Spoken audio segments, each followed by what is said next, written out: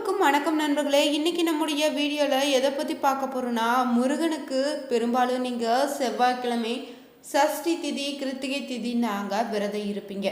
ஆனால் உங்களுக்கு சிலருக்கு மட்டும்தான் தெரிஞ்சிருக்கும் வெள்ளிக்கிழமையில் முருகனை வழிபட்டால் என்னென்ன பலன்கள் ஏற்படுன்னு தெரியுங்க. ஆனால் ஒரு சிலருக்கு தெரியாத இருக்குது இல்லைங்க. நீங்கள் வெள்ளிக்கிழமையில் முருகனை இப்படி வழிபட்டு பாருங்கள், நீங்கள் நினைத்த காரியத்தில் வெற்றி பெறுவீங்க. இதுவரைக்குமே உங்கள் வாழ்க்கையில் தடைப்பட்டு இருந்த விஷயங்கள் எல்லாமே தடையில்லாமல் இனி இனியதாக நடைபெற ஆரம்பிக்குங்க. உங்கள் வீட்டில் சுப நிகழ்ச்சிகள் ஆரம்பமாகிடுங்க. இந்த வீடியோ உங்களுக்கு பயனுள்ள தகவல்கள் நிறைந்ததாக இருக்கும். அதனால் கடைசி வரைக்குமே ஸ்கிப் பண்ணாமல் பாருங்கள். இது போன்ற சுவாரஸ்யமான பதிவுகளுக்கு மறக்காமல் நம்ம சேனலை சப்ஸ்கிரைப் பண்ணிக்கோங்க. கூடவே இருக்கிற பெல் பட்டனை கிளிக் பண்ணி கமெண்ட் பாக்ஸில் மறக்காமல் ஓம் சரவணபவ என்ற மந்திரத்தை பதிவிடுங்க.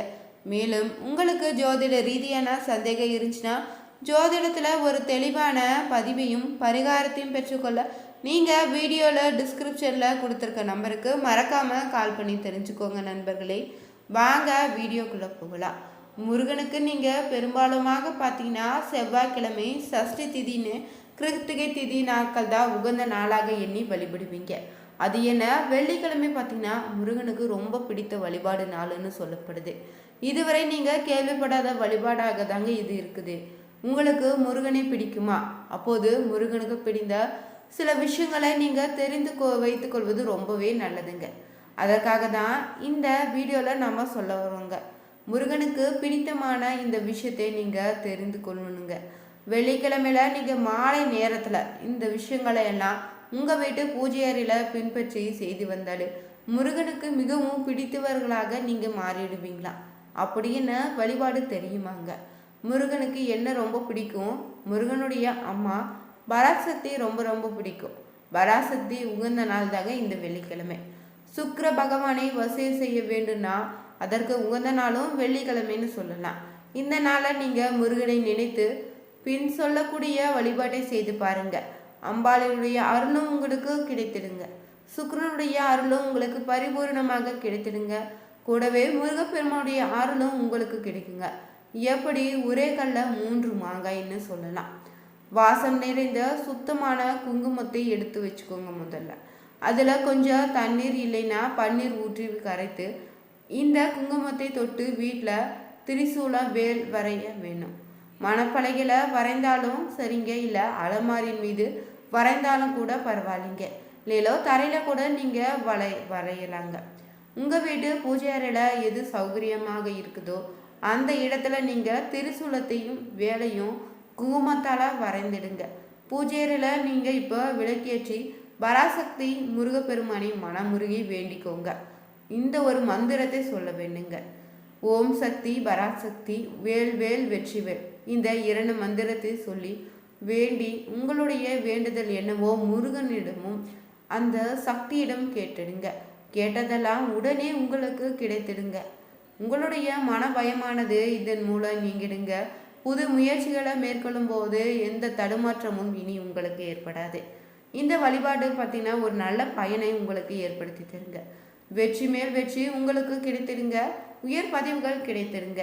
வாழ்க்கையில் சுப உபோகத்தை அனுபவிப்பதற்கு உண்டான அத்தனை சந்தர்ப்பங்களும் இனி உங்கள் வாழ்க்கையில் வந்து சேர்ந்துடுங்க. அத்தனை சக்தி வாய்ந்த வழிபாடு தாங்க இது. இது மிக சுலபமான எளிமையான வழிபாடுங்க. வாரந்தோறும் வரக்கூடிய வெள்ளிக்கிழமையில உங்கள் வீட்டு பூஜை அறையில் விளக்கேற்றி இந்த வழிபாட்டை செய்து பாருங்க. 1 வாரம் மேல் சொன்ன வழிபாட்டை செய்து பாருங்க. வாழ்வ வரக்கூடிய மாற்றலை கண்டு நீங்கள் வியப்படையும் அளவுக்கு உங்களுக்கு நன்மைகள் வந்து சேர்ந்து கொண்டே இருக்குங்க. இந்த எளிமையான வழிபாடு பார்த்தீங்கன்னா முருக பக்தர்களுக்கு சமர்ப்பணன்னே சொல்லலாம். இந்த வழிபாட்டு முறையை பின்பற்றி நீங்களும் வெள்ளிக்கிழமையில முருகனுடைய அருளை முழுமையாக பெற்றிடுங்க. செவ்வாய்க்கிழமையில முருக கடவுளை நீங்கள் வணங்குவது செவ்வாய் தோஷத்தை போக்க வல்லதுன்னு சொல்லலாம். முருகப்பெருமானுடைய வேலுக்கு நீங்கள் பாலாபிஷேகம் செய்து பிரார்த்தனை செய்து கொண்டீங்கன்னா இதுவரை உங்களிடம் இருந்த பாவங்கள் எல்லாம் பறந்தோடிடுங்க. உங்களுடைய அனைத்து கவனங்களுக்கும் காணாமல் போயிடுன்னே சொல்லலாம். அதே போல தாங்க வெள்ளிக்கிழமையில் நீங்கள் வேலவனை வழிபடுவது சிறப்பான பலனை ஏற்படுத்தி தரும். வெள்ளிக்கிழமையில் நீங்கள் முருகப்பெருமானுக்கு விளக்கேற்றி செந்நிற மலர்கள் சூட்டி கற்கண்டு நெய்த்து வைத்தமாக படைத்து கந்தசஷ்டி கவசம் பாராயணம் செய்து வழிபட்டிங்கன்னா இதுவரை நீங்கள் பட்ட துயரங்கள் எல்லாம் பஞ்சாய் பறந்தோடிடுங்க. வாழ்வில் நீங்கள் இதுவரை இல்லாத கிடைக்காத தாமதப்பட்டு வந்த முன்னேற்றம் எல்லாம் பார்த்தீங்கன்னா வரிசையாக உங்களுக்கு கிடைத்திடுங்க.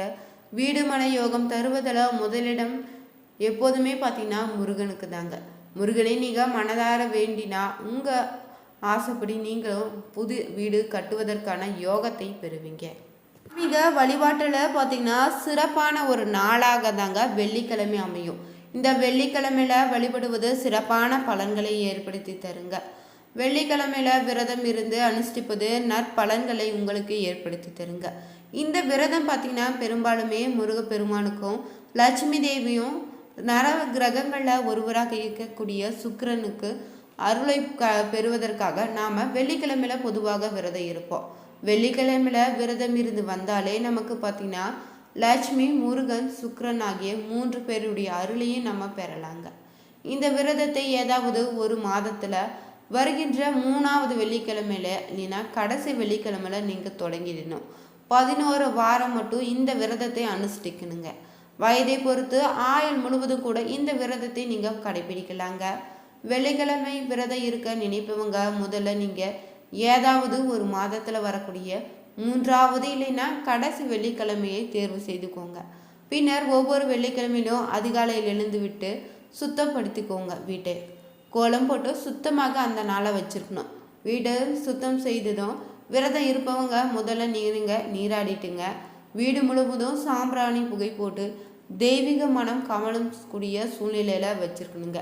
பிறகுதாங்க நீங்கள் லட்சுமி தேவியின் படத்துக்கு விக்கிரகத்திற்கோ மலர்களால் அர்ச்சனை செய்து தீபாராதனை காட்டி வழிபடணும். இதே போல் முருகப்பெருமானுடைய படத்திற்கோ நீங்கள் தீபாராதனை காட்டி வழிபடுங்க. ஒரு நாள் முழுவதுமாக நீங்கள் உபவாசம் இருக்க முடியாதவங்க பால் பழம் கூட சாப்பிட்டு நீங்கள் விரதம் இருக்கலாங்க. விரத நாள் முடிந்ததுமே சுவாமியினுடைய படத்துக்கு நீங்கள் சிறப்பு பூஜை செய்து விரதத்தை முடித்துக்கோங்க. தொடர்ந்து இப்படி 11 வாரங்கள் வெள்ளிக்கிழமையில நீங்கள் விரதம் இருந்து வந்தீங்கன்னா சகல சௌபாக்கியங்களுக்கு உங்களுக்கு கிடைக்குன்னே சொல்லலாம். நிறைய பேர் பார்த்தீங்கன்னா மனதில் ஒரு வருத்தம் இருக்குதுங்க. அது என்னன்னா, முருகன் நான் வேண்டுதல் வைத்தா மட்டும் என்னுடைய வேண்டுதலை நிறைவேற்றி கொடுக்க மாட்டாரா?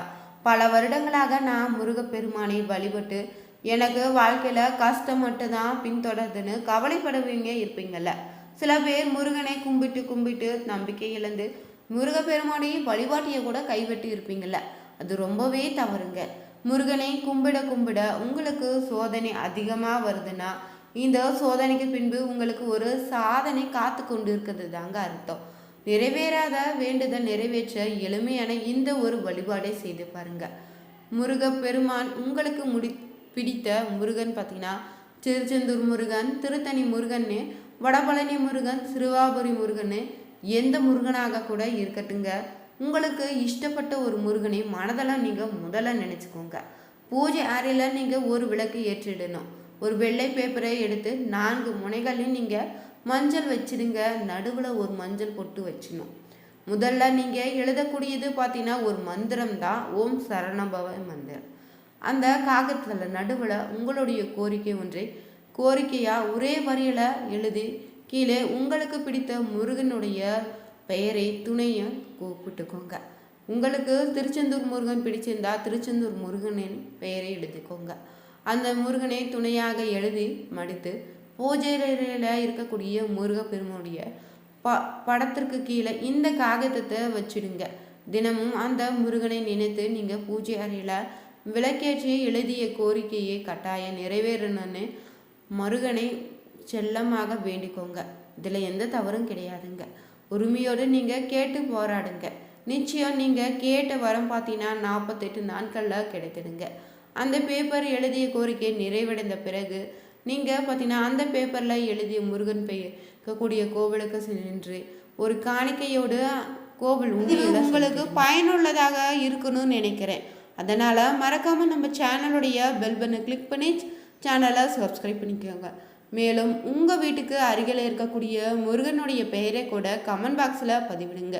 நீங்கள் வழிபடக்கூடிய முருக வழிபாட்டு முறையும் கூட மறக்காமல் நம்ம கமெண்ட் பாக்ஸில் கூடவே நம்ம சேனலுடைய பெல் பட்டனை கிளிக் பண்ணி சேனலை சப்ஸ்கிரைப் பண்ணிக்கோங்க. லைக் பண்ணுங்கள், ஷேர் பண்ணுங்கள், கமெண்ட் பண்ணுங்கள். ஓம் சரவணபவ என்ற மந்திரத்தை மறக்காமல் கமெண்ட் பாக்ஸில் பதிவிடுங்க.